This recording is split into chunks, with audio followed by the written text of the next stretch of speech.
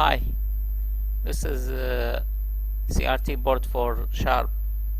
Actually, the 5 volt here, when you are turning it on, the 5 volt on the tuner is not appear. There is the TV measure, the tuner measure 3.9 volt.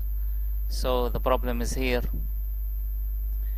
is in this capacitor here. We removed this capacitor and didn't put any capacitor else, cause there is the regulator for 5 volt.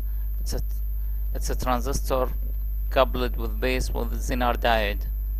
So the output of the meter of this transistor is 5 volt. Feed it to this tuner. The input of this transistor is 8 volt. I will show you the video of repair.